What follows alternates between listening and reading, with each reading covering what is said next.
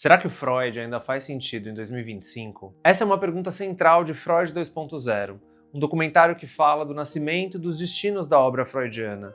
Esse pensador tão fundamental e que mudou tanto o mundo exatamente porque teve a capacidade de fazer grande parte do mundo se escutar de outra forma. E, claro, escutar algumas das maiores perguntas da experiência humana. Será que existe uma vida sem sofrimento? Quanto de fato a gente é afetado pelos nossos pais e pelos nossos cuidadores? Ou mesmo, será que no fundo é tudo sobre sexo? Afinal, para que serve uma análise?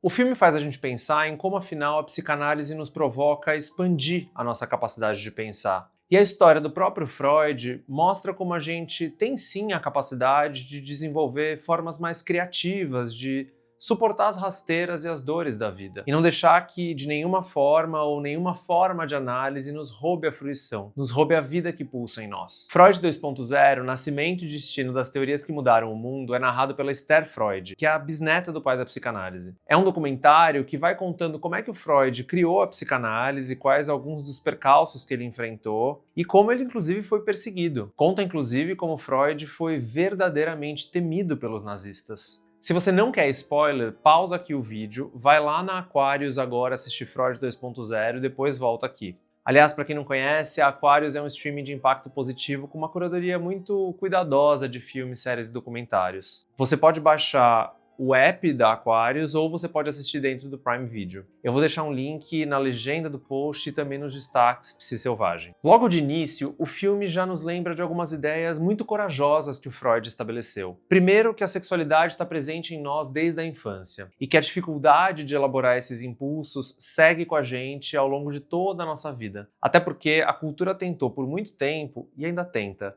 associar a sexualidade exclusivamente ao campo da reprodução. Para o Freud, o sexo pode até estar envolvido na reprodução, mas é fundamentalmente do campo dos prazeres e dos desprazeres que a gente está falando. Daí, se a gente pensar nos tempos ultraconservadores que a gente está vivendo, olha que curioso, a gente segue as voltas com ideias que eram polêmicas há mais de 100 anos lá no tempo do Freud. Outra parte muito fundamental da teoria freudiana é como ele foi pensando, dissecando essa força muito cinemática que a gente tem dentro de nós, o sonho. O sonho é esse produto do inconsciente muito poderoso, porque é capaz de criar as imagens mais assustadoras, também umas sensações muito avassaladoras, e às vezes revela pra gente desejos tão fundos e tão grandes e tão novos que o que a gente faz? A gente esquece. É muito fascinante. O documentário traz visões de nomes mais clássicos, tipo a Elisabeth Roudinesco, que é uma historiadora e psicanalista francesa muito respeitada, um pouco polêmica, por ter escrito uma das grandes biografias do Freud. Ela também escreveu sobre o Lacan, enfim, ela tem uma obra bem vasta. Mas o que me chamou mais a atenção é como o filme traz a visão de psicanalistas que hoje em dia fazem a psicanálise avançar, para dar conta de muitos fenômenos contemporâneos. Por exemplo, o fundamentalismo religioso. Ou mesmo imigrantes que merecem uma escuta para além da lógica do refúgio através de uma etnopsicanálise. E também como que o enquadramento, o setting, a forma de escutar tem que se expandir para que a gente consiga trabalhar com sujeitos que são soterrados e isolados pelas telas. Eu confesso que eu acharia o filme bem mais legal se tivesse alguns psicanalistas latinos sendo entrevistados, porque o nosso continente é um lugar muito pulsante na produção teórica e clínica. Eu não acho que a psicanálise teria se renovado tanto sem as contribuições dos psicanalistas argentinos, brasileiros, chilenos, enfim. De qualquer forma, juntando tudo isso, talvez uma das maiores qualidades do filme seja exatamente esse poder de mostrar pra gente como a psicanálise é hoje, na verdade, as psicanálises. Algo muito mais plural e que é praticado e teorizado em vertentes muito distintas. Acho que deixaria o Freud meio orgulhoso. Me faz pensar, inclusive, numa frase muito famosa do Thomas Ogden, que é o psicanalista estadunidense, que disse que é responsabilidade do analista reinventar a psicanálise para cada paciente e continuar a reinventá-la durante o curso de uma análise. É também um pouco sobre isso que o documentário está falando. A minha parte favorita do filme é quando a gente vai falando um pouco mais sobre a pulsão de morte, que é uma das partes mais misteriosas e, para mim, mais brilhantes da obra do Freud, que é mais ou menos como a gente carrega impulsos de aniquilação, de destrutividade dentro de todos nós.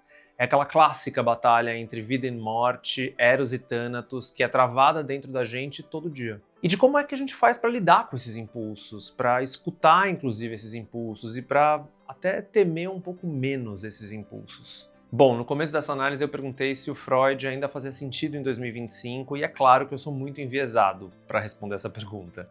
Eu sou psicanalista e não tem um dia na minha prática clínica em que um conceito ou um dispositivo do Freud não estão junto comigo. Mas eu fico pensando nessa estranha esquina histórica que a gente está e talvez o Freud nunca tenha sido tão fundamental. Esse tempo tão enganchado na negação, na destrutividade, na fobia do outro e na guerra contra a diferença. Bom, na guerra de uma maneira geral, inclusive. Esse tempo em que a gente precisa tanto expandir a nossa capacidade de pensar e de, inclusive, conseguir voltar a sonhar. Como eu falei, eu sou suspeito.